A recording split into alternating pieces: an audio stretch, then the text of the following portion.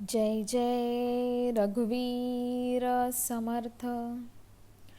गुरुर्ब्रह्मा गुरुर्विष्णू गुरुदेवो महेश्वरा। श्री सद्गुरु साक्षात परब्रह्म तस्मै श्री सद्गुरुवे नमः। जय जय रघुवीर समर्थ। श्रीमद दासबोध दशक 19 शिकवण नाम समास चौथा सदैव लक्षण निरूपण नाम श्रीराम समर्थ। तर पहा, इथे 19व्या दशकातला आपण आता चौथा समास पाहत आहोत। शिकवण नामामधला चौथा समास सदैव लक्षण निरूपण नाम। मागच्या वेळेला आपण करंट लक्षण पाहिली, जी आपली होती, तुमची आमची सर्वांची होती करंट लक्षण। आणि त्या करंटीपणातून बाहेर येऊन आता समर्थ आपल्याला सदैवाकडे घेऊन चाललेले आहेत आणि ही सदैवाची लक्षणं समर्थ इथे आपल्याला दाखवून देत आहेत। तर बघूया पहिली ओवी। मागा बोलिले करंट लक्षण, ते विवेके सांडावे संपूर्ण, आता ऐका सदैव लक्षण परम सौख्यदायक। काय म्हणालेत बघा, मागा बोलिले करंट लक्षण म्हणजे मागच्या समासामध्ये आपण जी करंट लक्षणं पाहिली ते विवेके सांडावे संपूर्ण, म्हणजे ती कशातून आपण बाजूला केलेली आहेत करंट लक्षणं, तर विवेकातून ती आपण बाजूला केली आहेत। आणि ती विवेकातून गेल्यामुळे आता आपल्याकडे जी काही उरली आहेत ती सदैवाची लक्षणं आहेत आणि त्याने आपल्याला सौख्य प्राप्त होणार आहे। या सदैवामधून आपल्याला सौख्याची प्राप्ती येणार आहे, सुख आपल्या पदरात येणार आहे, असं समर्थांचं म्हणणं आहे। तर ही आता सदैवाची लक्षणं आपण पाहूया। उपजत गुण शरीरी, परोपकारी नाना परी, आवडे सर्वांचे अंतरी सर्व काळ। इथे पहा काय सांगतात समर्थ, की उपजत गुण शरीरी म्हणजे ह्या शरीरामध्ये जे आता करंटीपणा बाहेर गेल्यामुळे जी गुण राहिलेत ते चांगले गुण राहिलेले आहेत।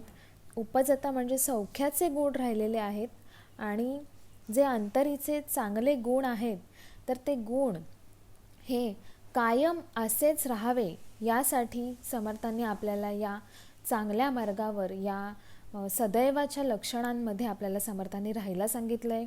तर परोपकारी नानापरी म्हणजे हे गुण कसे आहेत, तर एकमेकांना मदत करणारे आहेत, सहाय्य करणारे आहेत, एकमेकांवर परोपकार करणारे आहेत। आणि आवडे सर्वांचे अंतरी म्हणजेच सगळ्यांच्या अंतःकरणापर्यंत हे आवडीने पोचतायत, कारण आपले हे गुण जे चांगले आहेत ते सर्वांना आवडत आहेत, म्हणजे सगळ्यांच्या अंतःकरणाला हे सुख देऊन जात आहेत असं समर्थांचं म्हणणं आहे।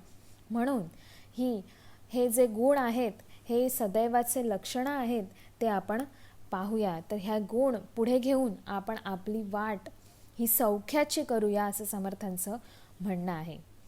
सुंदर अक्षर लेहो जाणे, चपळ शुद्ध वाचू जाणे, अर्थांतर सांगो जाणे सकळ काही। सुंदर अक्षर लेहो जाणे म्हणजे काय, आता आपल्याला जे काही लिखाण करायचं आहे, आपण आता सगुणाकडे आलेलो आहोत, आता आपल्यातले दुर्गुण गेलेले आहेत, तर आता आपण जे काही लिखाण करणार आहोत ते कसे होणार आहे, लिखाण सुंदर होणार आहे। तर ह्या सुंदर अक्षरांमध्ये आपलं जे जीवनचरित्र आपण लिहिणार आहोत आणि चपळ शुद्ध वाचू जाणे, आणि वाचनही कसं होणार आहे, शुद्ध, कारण लिखाण शुद्ध होणार आहे त्यामुळे आपलं आपोआप वाचनही कसं होणार आहे, शुद्ध होणार आहे आणि त्याचा अर्थही आपल्याला शुद्धतेकडे नेणार आहे। अर्थांतर सांगो जाणे म्हणजे त्या लिखाणाचा वाचनाचा अर्थ आपल्याला समजणार आहे आणि तो अर्थही शुद्ध असणार आहे। सकळ काही म्हणजे सगळ्यांमध्ये, तो अर्थ आपण म्हणजे सगळ्यामध्ये आपण शुद्धता सात्विकता पाहणार आहोत।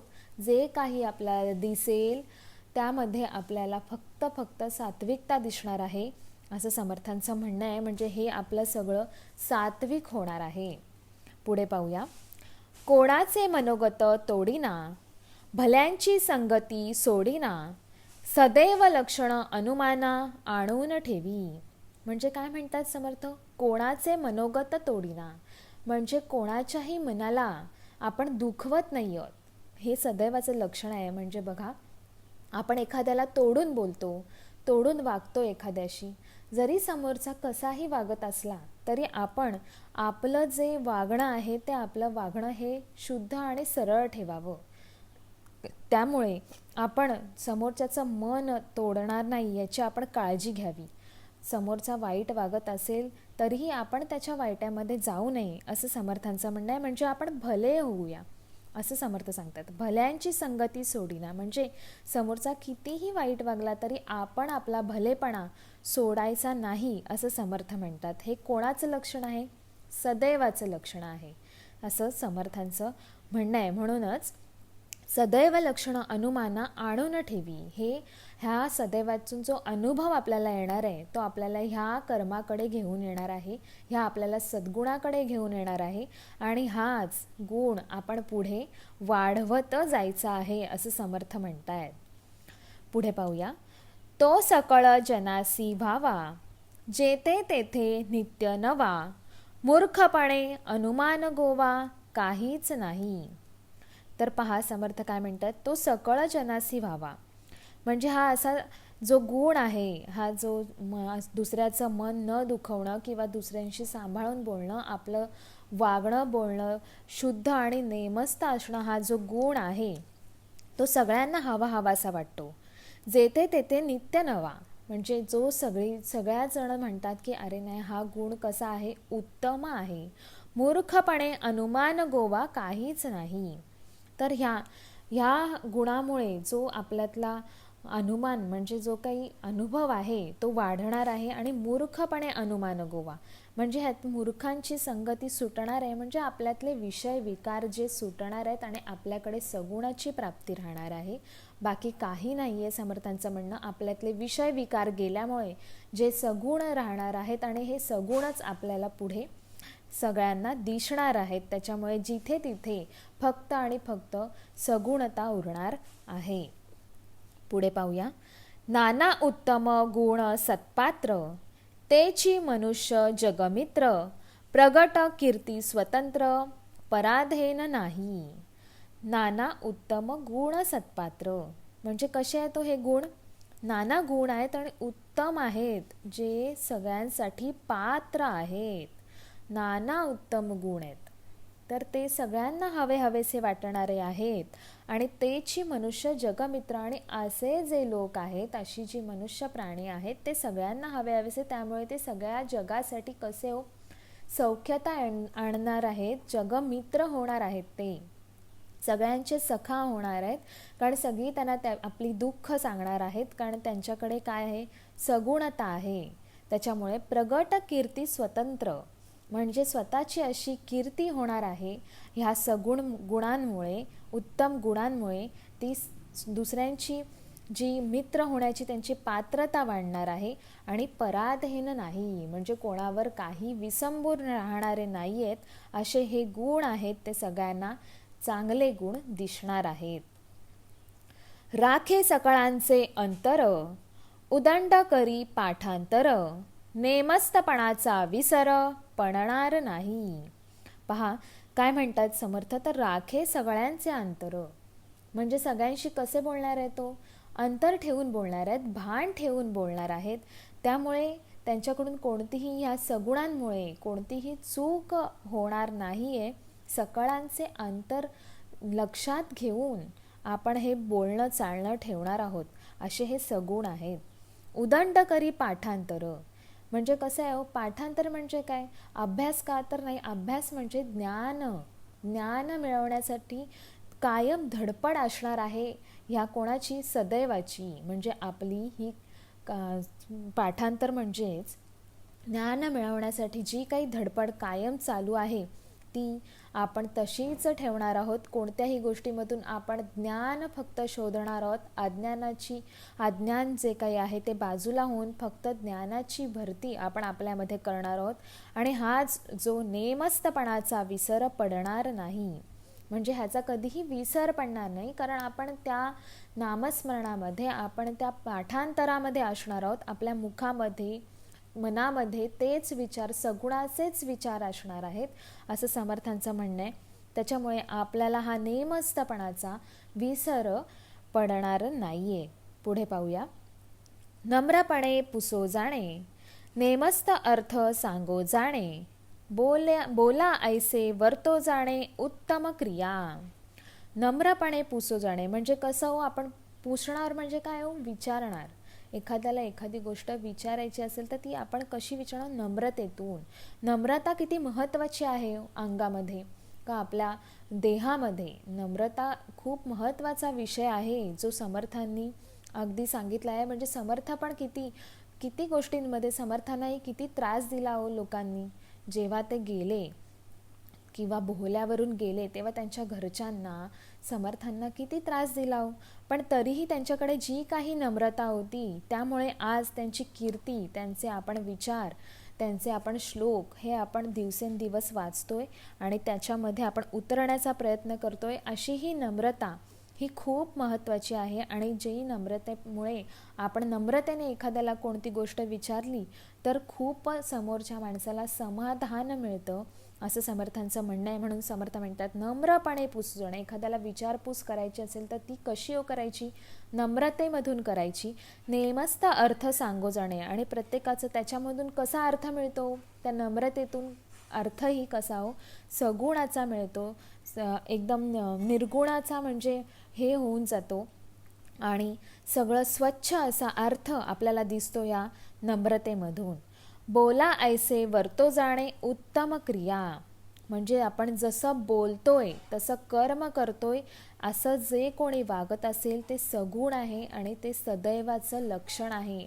म्हणजे आपण म्हणतो नाही का, समर्थ आपल्याला नेहमी म्हणतात बोले तैसा चाले त्याची वंदावी पाऊले. हे जे काही समर्थांचं म्हणणं आहे ते त्यासाठीच आहे. कारण जो कोणी बोलेल त्याप्रमाणे जर वागत असेल, त्याप्रमाणे क्रिया करत असेल तर तो कसा ठरतो, उत्तम ठरतो. म्हणजे सदैव ठरतो. सदैव हे उत्तम असं लक्षण समर्थ आपल्याला दाखवून देत आहेत. पुढे पाहूया. जो मानला बहुतांसी, कोणी बोलो न शके त्यासी, धगधगीत पुण्यरासी महापुरुष. जो मानला बहुतांसी, कोणी बोलो न शके त्यासी म्हणजे काय म्हणतात तो समर्थ, तर बहुतांना जो कोणी मानतो म्हणजे काय हो, जर जो कोणी एखादा मनुष्य आहे त्याला जे कोणी जन असतील, जे कोणी मनुष्य प्राणी असतील ते मानत असतील, म्हणजे त्याच्या शब्दांना जो काही मान असेल, त्याला कोणी उलट बोलत असेल का हो, तर नाही. कारण त्याच्याकडे कसं आहे हो, पुण्यराशी जमा झालेली आहे, धगधगीत पुण्यराशी. कारण त्या देहाकडे, त्याच्या भाषेला, त्याच्या वक्तव्याला जे काही वजन आहे ते कशामुळे, त्याच्याकडच्या पुण्यराशीमुळे. आणि त्यामुळे तो कसा ठरतो, महापुरुष ठरतो. त्याच्यामुळे आपण अशा महापुरुषाच्या नेहमी पुण्याच्या साठ्यामध्ये आपण असलं पाहिजे. म्हणजे त्या महापुरुषाचं आपण सदैवाचं जे लक्षण आहे ते अंगीकारलं पाहिजे. म्हणजे आपणही कसे होऊ, सदैव लक्षणामध्ये उतरू. तो परोपकार करताची गेला, पाहिजे तो ज्याला त्याला, मग काय उणे तयाला भूमंडळी. म्हणजे हा जो कोणी महापुरुष आहे, म्हणजे जो कोणी महापुरुष म्हणजे कसं हो, तर आपले समर्थच पाहना. त्यांच्यामध्ये जो सगुण आहे, जो सदैव लक्षण आहे ते त्यांनी आपल्याला दिले. त्यामुळे आपणही त्या वाटेवर चालायला लागलोय. तसाच त्यांनी जो काही परोपकार केलाय त्याप्रमाणेच तो परोपकार करताच गेला. म्हणजे त्यांनी काय केलं हो, परोपकार केले. त्यांनी आपल्याला काही मिळेल ह्याची अपेक्षा केली का, तर नाही. त्या परोपकारामध्ये ज्यांना ते परोपकार हवेसे होते, ज्यांना गरज होती, त्यांनी ते घेतले. त्यामुळे ते भूमंडळामध्ये कसे झाले हो, महापुरुष झाले आणि त्या भूमंडळामध्ये प्रसिद्ध झालेले आहेत. बहुत जन वास पाहे, वेळेसी तत्काळ उभा आहे, उणे कोणाचे न साहे, तया पुरुषासी. असा महापुरुष कसा आहे हो, तर बहुत जन त्यांची वाट पाहत आहेत, त्यांची वासना घेऊन उभे आहेत. कारण ह्या महापुरुषापासून आपल्याला सगुण मिळणार आहे ह्याची सगळीजण वाट पाहत आहेत. वेळेसी तत्काळ उभे राहे, आणि आपल्या वेळेला, आपल्या वाईट वेळेला हा महापुरुष कसे आहेत, तर ते तत्काळ उभे राहतात. कशामध्ये, सगुणामध्ये. आपल्याला त्या वेळेला त्या प्रसंगामधून सोडवण्यासाठी आपले समर्थ आपल्याला नेहमीच मार्गदर्शन करत असतात, ते नेहमीच आपल्यासाठी उभे असतात असं त्यांचं म्हणणं आहे. उणे कोणाचे न साहे तया पुरुषासी, म्हणजे त्या पुरुषाला कोणाचं काही, त्या महापुरुषाला त्या कोणाचं काही उणंधुणं आहे का हो? तर नाही, त्यांनी त्यांचं कर्ममार्ग पकडलेला आहे आणि त्या कर्ममार्गाच्या वाटेवर आपल्यालाही ते नेत आहेत आणि त्या मार्गदर्शनावर आपणही चालत आहोत. त्याच्यामुळे आपण हे सगुणता घेऊन पुढे जात आहोत. पुढे पाहूया. 14 विद्या 64 कळा, जाणे संगीत गायन कळा, आत्मविद्येचा जिव्हाळा उदंड तेथे. बहा, इथे हा करंटपणा जाऊन इथे किती ज्ञान प्राप्त झालेलं आहे. तर 14 विद्या 64 कळा, हे इतकं ज्ञान समर्थांनी प्राप्त करून दिलंय. कारण का आपल्यामधला करंटपणा समर्थाने घालवलेला आहे आणि इतका आपलं अज्ञान गेलेलं आहे. त्याच्यामुळे आपल्याला ही ज्ञानाची प्राप्ती झालेली आहे. आत्मविद्येचा जिव्हाळा, आणि आपल्याला कशी विद्या आली? आत्मप्रचिती आलेली आहे. आणि ही आत्मप्रचिती आपल्याकडे कशी राहिली आहे? उदंड राहिलेली आहे. कारण अज्ञान गेल्यामुळे जे काही ज्ञान वैराग्य आपल्याकडे आलेलं आहे आणि ह्याच्यामुळेच आपल्याला कसा आहे, आत्मप्रचितीचा जो जिव्हाळा आपल्यामध्ये झालेला आहे, तो उदंड आहे, त्याची कमतरता नाही आहे, तो सतत आहे, तो न संपणारा आहे असं समर्थांचं म्हणणं आहे. सकळांसी नम्र बोलणे, मनोगत राखोन चालणे, अखंड कोणी एकाचे उणे, पडोची नेदी. समर्थ काय म्हणताय? तो सगळ्यांसोबत कसं बोलणं पाहिजे? आपलं नम्रतेतून बोलणं पाहिजे. म्हणजे लहान असो मोठे असो, आपल्याबरोबरचे असो, तरी आपलं बोलणं हे म्हणजे कसं हवं आहे? नम्रतेतून पाहिजे. त्यामुळे समोरचाही आपल्याशी कसा बोलतो? नम्रतेतून उत्तर देतो आणि समोरच्यालाही आपली ही नम्र बाजू पाहून समाधान वाटतं असं समर्थांचं म्हणणं आहे. म्हणून समर्थ सांगतात की सकळांशी नम्र बोलणे, मनोगत राखोन चालणे, म्हणजे आपलं मत जे काही आहे ते आपण बोलणं राखावं आणि मग पुढे जावं. आपलं मनोगत जे काय आहे ते समोरच्याला नम्रतेतून पटवून द्यावं असं समर्थांचं म्हणणं आहे. नुसती अरेरावी करून काही उपयोग नाही, समोरचा तेवढं ऐकून घेत नाही. त्यामुळे नम्रतेतून जेवढं आपण सांगू तेवढं उत्तम आहे असं समर्थ म्हणतायत. अखंड कोणी एकांचे उणे, पडोच नेदी, म्हणजे कोणी एखाद्याचंच म्हणणं ऐकून घ्यायचं हे बरोबर नाही आहे. तर आपलंही सगळ्यांचं म्हणणं जे काही आहे ते सगळ्यांचं म्हणणं ऐकून घेण्याची क्षमताही हवी आणि आपलं बोलणं कसं हवं आहे त्यामुळे नम्रतेतून हवं. म्हणजे सगळेही आपलं म्हणणंही नम्रतेतून ऐकतात. त्याच्यामुळे कोणाचीही उणीधुणी बाहेर येत नाहीत आणि अखंड कोणी एकाचे उणे, पडोची नेदी, म्हणून हे बाहेर पडत नाहीत असे समर्थन म्हणतायत. न्याय नीती भजन मर्यादा, काळ सार्थक करी सदा, दरिद्रपणाची आपदा तेथे कैची. म्हणजे जर नम्रतेतून सगळं वागणं असेल, विवेकातून सगळं वागणं असेल तर तिथे काय राहतं? फक्त न्याय आणि नीतीमधून सगळा असा कारभार चालतो असं समर्थ म्हणतायत. तिथे वागणं आणि ती जी काही सभा असेल ती कशी असते हो? न्याय नीतीतून असतो. तिथे अन्याय किंवा अनिती अजिबात चालत नाही. कारण तिथे नम्रता आणि विवेक उभं राहून हे कार्य पुढे होत असतं. त्यामुळे तिथे न्यायनीतीने वागणं आहे. काळ सार्थक करी सदा, आणि हे त्याच्यामुळे ह्याचं साक्षीदार कोण आहे? काळ आहे. कारण काळ कोणाबद्दलही चुकीचं होऊन देत नाही. काळ हा सगळ्या गोष्टींचा साक्षीदार आहे. चांगल्याही आणि वाईटही कर्माचा साक्षीदार कोण असतो? काळ असतो. त्यामुळे हे न्यायनीतीच्या वागण्यामध्ये काळ साक्षीदार म्हणून उभा आहे. तो सार्थक करत आहे सर्व कार्य आणि दरिद्रपणाची आपदा तेथे कैची. त्यामुळे तिथे दरिद्रपणा येत नाही. विवेक उभा असताना तिथे दरिद्र उभं राहत नाही असं समर्थ म्हणतायत. पुढे पाहूया. उत्तम गुणे शृंगारला, तो बहुतामध्ये शोभला, प्रगट प्रतापे उगवला, मार्तंड जैसा. तर काय म्हणतात समर्थ? उत्तम गुणे शृंगारला. म्हणजे हे जे काही चांगले गुण आहेत ते कसे आता सजलेले आहेत, शृंगार केलेला आहे त्या सदैवाने, त्या चांगल्या गुणाने, सद्गुणांनी काय केलेलं आहे, शृंगार केलेला आहे. त्याच्यामुळे तो कशामध्ये शोभून दिसत आहे, सगळ्यांमध्ये उठून दिसत आहे. बघा, कोणी निघालं, कोणी कार्य असेल, कुठे काही सभा असेल, तर एखाद्याने चांगला शृंगार केला तर एखादा व्यक्ती तो उठून दिसतो. त्याप्रमाणेच ह्या उत्तम गुणांचा शृंगार घेऊन त्या सभेमध्ये हा उठून दिसत आहे, कारण त्यांच्याकडे उत्तम गुणांचा भरभराट आहे. प्रगट प्रतापे उगवला मार्तंड जैसा. मार्तंड म्हणजे कोण? तर सूर्य. सूर्याप्रमाणे तो प्रगट प्रतापे उगवला, म्हणजे तो त्या गुणांना घेऊन कसा उगवतोय, मार्तंड जैसा उभा राहतोय. म्हणजे पहा, या गुणांमुळे आपल्याला समर्थांनी सूर्याची उपमा दिलेली आहे. सूर्याप्रमाणे तळपत आहेत हे गुण, त्याच्यामुळे ते प्रगट होत आहेत. एवढे सुंदर गुण प्रगट होत आहेत, त्यामुळे सूर्यासारखे आपण तळपत असणार आहोत असं समर्थ म्हणतायत. म्हणून पहा, हा उत्तमाचा शृंगार समर्थ आपल्याला करंटपणा घालवून सदैव लक्षण आपल्या अंगीकार करून आपण हे मार्तंड जैसे प्रगट होणार आहोत. पुढे पाहूया. जाणता पुरुष असेल जेथे, कळहो कैचा उठेल तेथे, उत्तम गुणाविषयी रीते, ते प्राणी करंटे. म्हणजे पहा, समर्थ किती छान सांगतायत इथे. जाणता पुरुष असेल जेथे, म्हणजे जिथे ज्या एखाद्या व्यक्तीला, ज्या मनुष्य प्राण्याला जाणीव असेल तिथे कलह होणार आहे का हो?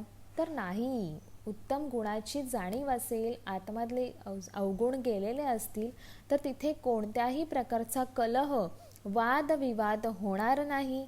त्यामुळे तिथे फक्त आणि फक्त उत्तम गुणांचीच आपल्याला कीर्ती दिसेल असं समर्थ म्हणतायत. उत्तम गुणाविषयी रीते, ते प्राणी करंटे. आणि जी ही उत्तम गुण ज्यांना नको आहेत, जे उत्तम गुणांशिवाय आहेत, ते प्राणी कसे आहेत, ते करंटे आहेत. ते तर आपण पाहिलेलेच आहेत. करंट लक्षणांमध्ये आपण कसे आहेत ती लक्षणं, आणि तशा लक्षणांमध्ये जे प्राणी भिजलेले आहेत ते प्राणी नक्कीच कसे आहेत, अवगुणांमध्ये आहेत. त्याच्यामुळे ते नक्कीच करंटे आहेत.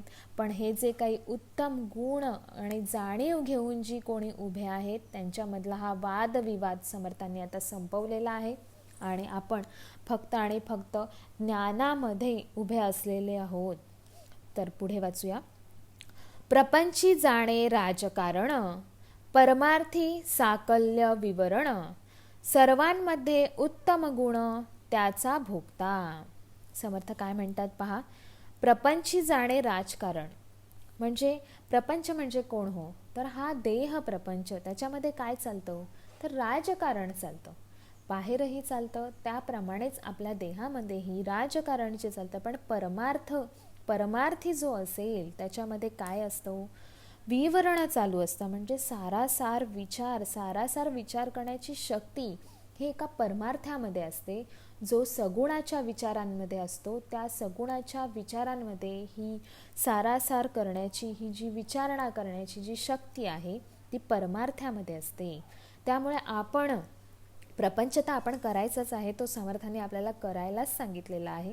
पण जर परमार्थ पण करतोय, प्रपंचामध्ये उभे असून आपल्याला परमार्थ कसा करायचा हे आपल्याला समर्थांनी इथे शिकवलं आहे. आणि ह्या सगळ्यांमध्ये जो कोणी उत्तमामध्ये उभा आहे तो कोण आहे हो, सदैव उभे आहे तो सद्गुणी आहे. तो उत्तम गुणामध्ये उभा आहे आणि तो त्याचा कोण आहे, भोगता आहे. म्हणजे तो अक्षरशः ह्या गुणांमधून उभा राहून परमार्थ व्यवस्थित करून प्रपंच जो सांभाळत आहे तो कसा आहे हो, तो कर्ममार्गावर चालत आहे आणि तो सदैवाकडे आलेला मनुष्य प्राणी आहे असं समर्थांचं म्हणणं आहे.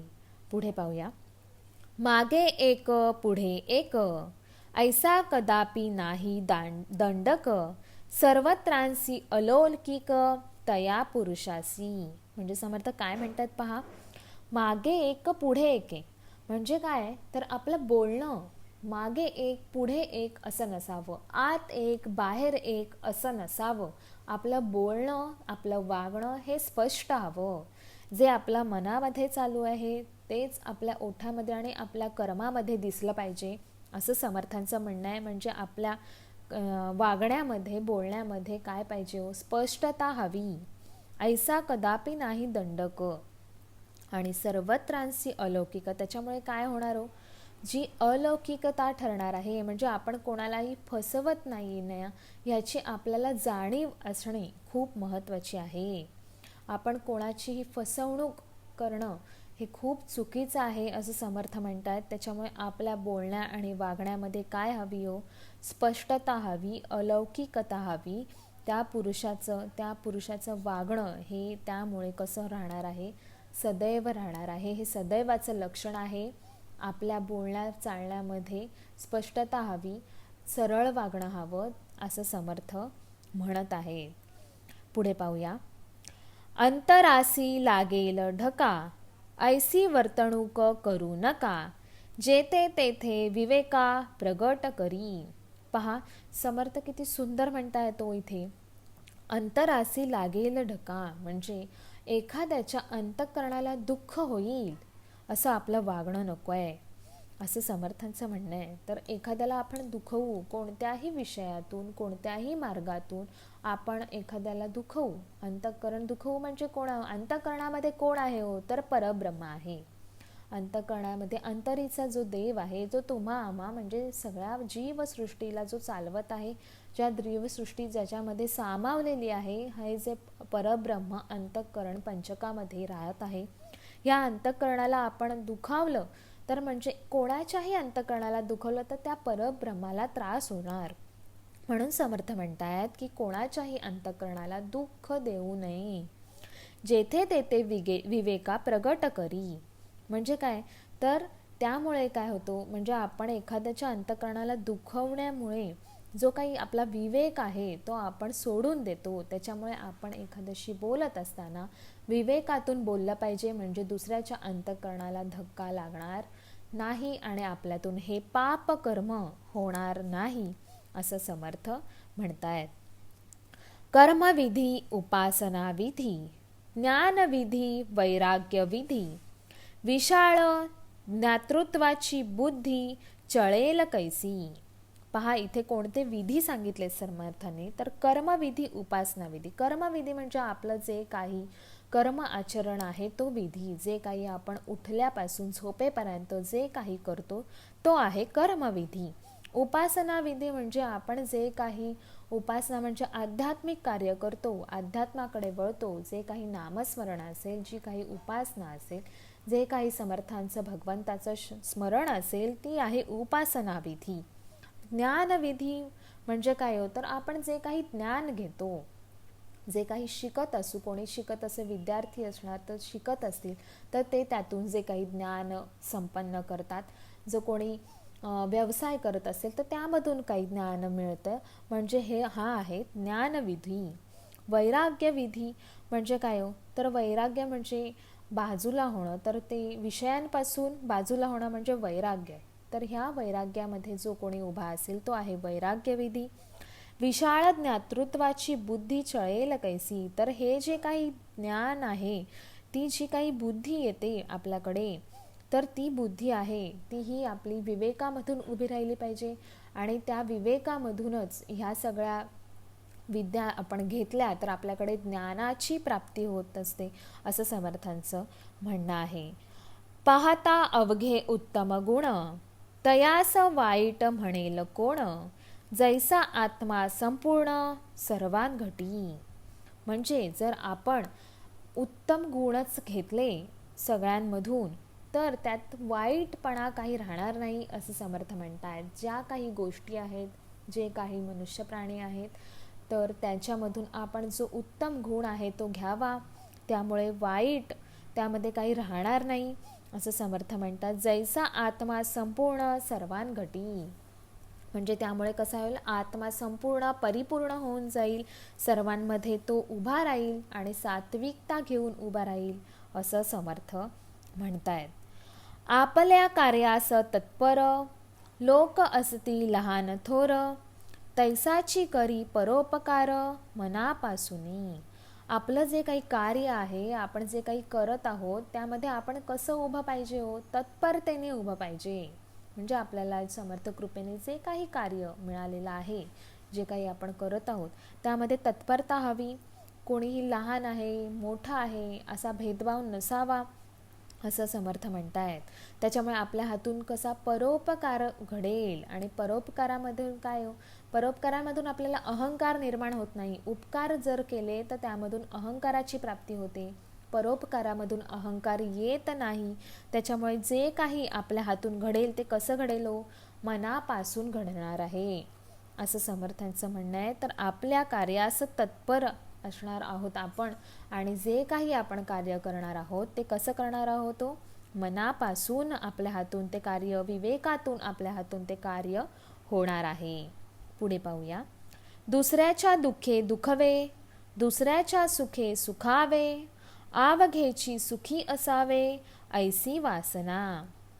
पहा इथे समर्थ किती सुंदर सांगतायत. तर दुसऱ्यांच्या दुःखामध्ये आपल्याला दुःख वाटायला पाहिजे आणि दुसऱ्याच्या सुखामध्ये आपण कसं व्हायला पाहिजे हो, सुखी व्हायला पाहिजे.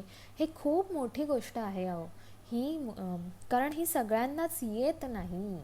ही खूप सोपी नाही तर मोठी आणि कठीण गोष्ट आहे असं समर्थांचं म्हणणं आहे. दुसऱ्यांच्या दुःखामध्ये काही लोक खुश होतात तर ते खूप करंटीपणाचं लक्षण आहे असं समर्थ म्हणतात. हे दुसऱ्यांच्या सुखामध्ये सुखी व्हायला पाहिजे, दुसऱ्यांच्या दुःखामध्ये दुःखी व्हायला पाहिजे. हा खरा आहे मानवता धर्म. आणि हा मानवता धर्म आपल्याला समर्थ नेहमीच दाखवून देतात. कारण एखाद्याच्या दुःखामध्ये आपल्याला आपण हसणं किंवा एखाद्याच्या दुःखामध्ये आपल्याला आनंद होणं ही खूप वाईट गोष्ट आहे असं समर्थांचं म्हणणं आहे. ही जी काही वासना आहे ती चुकीची आहे. म्हणून दुसऱ्यांच्या दुःखे आपल्याला पण दुःख झालं पाहिजे आणि सुखामध्ये आपणही सुख व्हायला पाहिजे. म्हणजे हे अख्खं विश्व कसं सुखाने भरून जाईल आणि सगळेजण हे सुखामध्ये नांदतील. अशी वासना जो कोणी ठेवेल तो कसा असेल हो, सदैवाच्या लक्षणामध्ये उभा असेल असं समर्थ म्हणत आहे. उदंड मुले नाना परी, वडिलांचे मन अवघ्यांवरी, तैसी अवघ्यांची चिंता करी महापुरुष.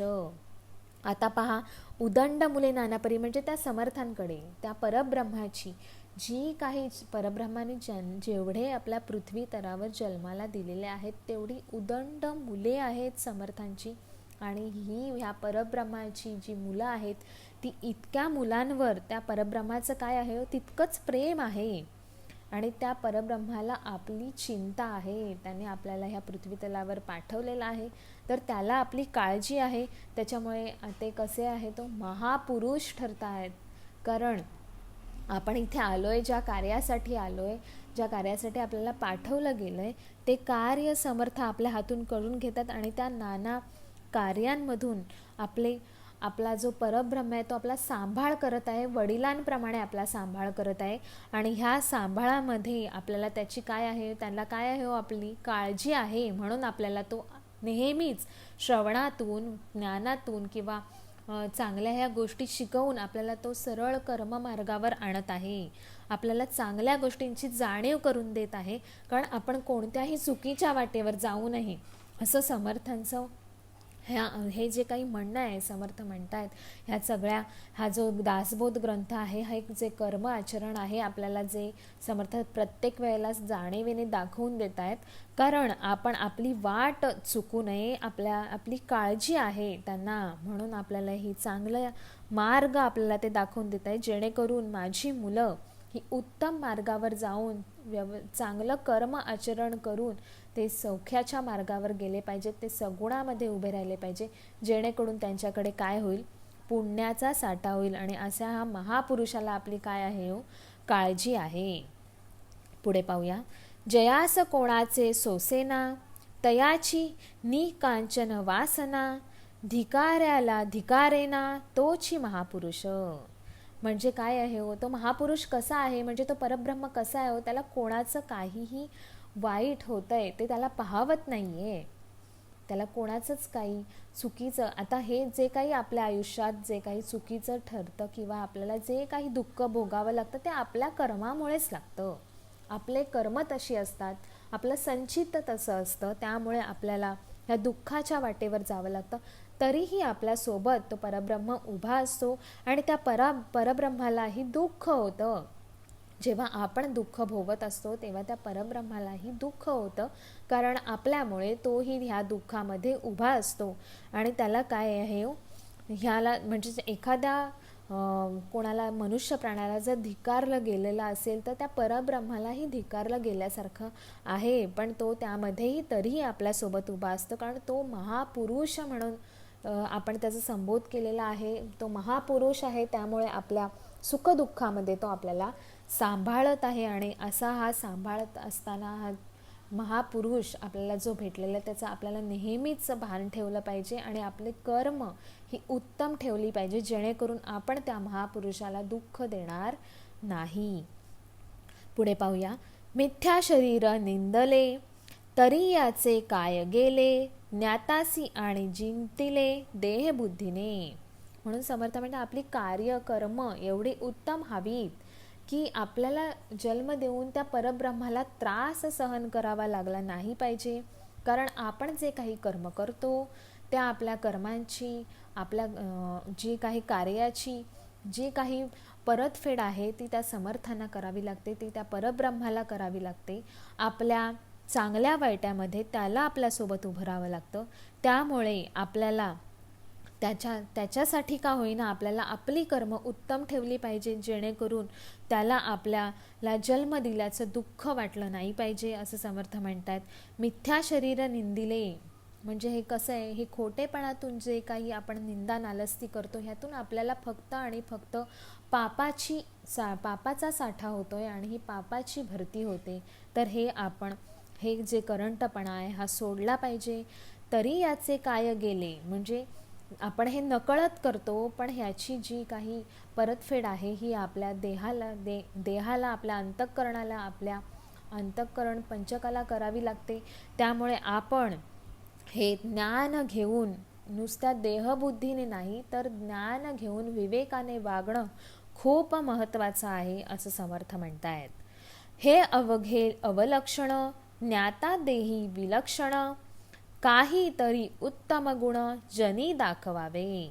म्हणून ही जी काही अवलक्षणं आहेत आपली, हे जे काही विकार आहेत, विषय आहेत, ते आपण सोडावे आणि ज्ञान घेऊन उत्तम जे काही गुण आहेत ते आपण पुढे दाखवावे आणि ह्या उत्तम गुणांमधून आपण पुढे गेलं पाहिजे, असं समर्थ म्हणतायत.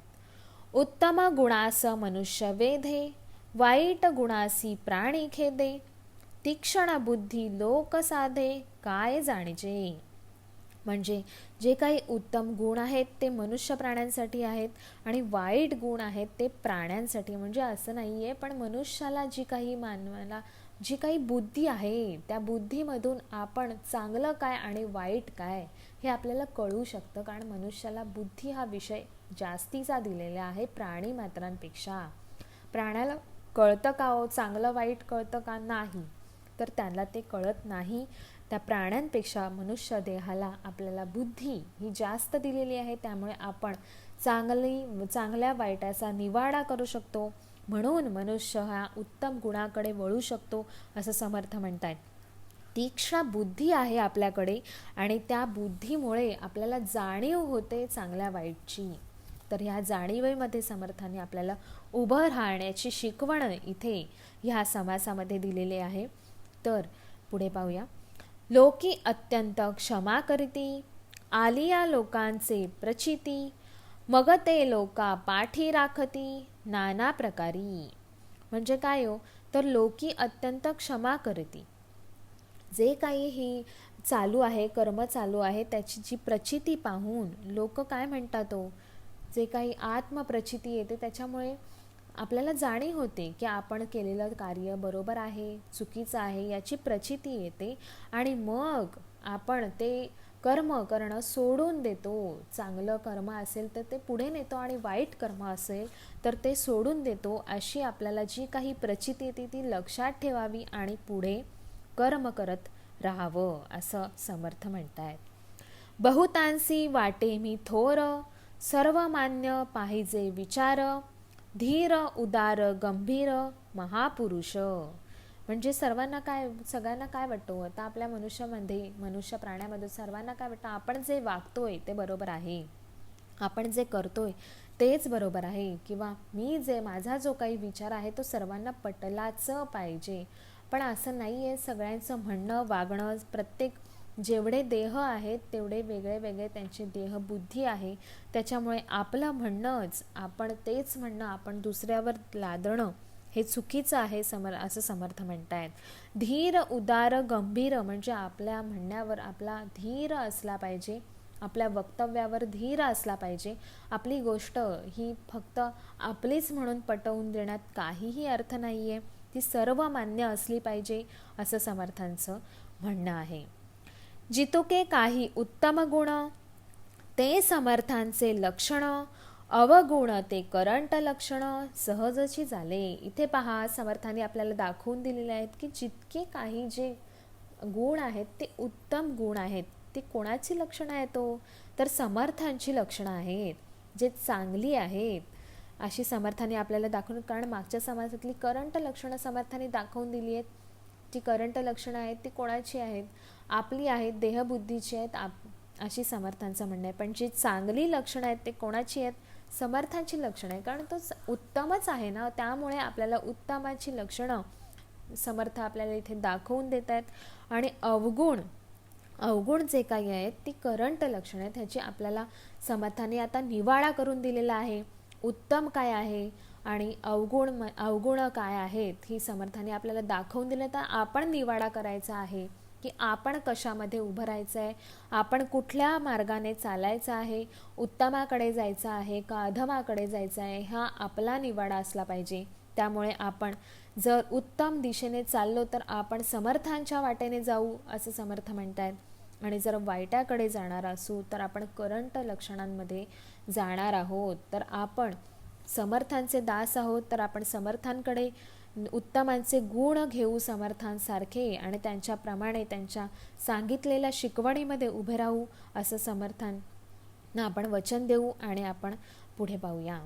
जितुके काही उत्तम गुण ते समर्थांचे लक्षण, अवगुण ते करंट लक्षण सहजची झाले. हे जे समर्थांनी सहज आणि सोप्या भाषेत आपल्याला ही जी काही लक्षणं दाखवून दिलेली आहेत, त्यामुळे आपण आपला आता सत्कर्मांचा निवाडा करायचा आहे आणि आपण त्या मार्गावर चालायचं आहे.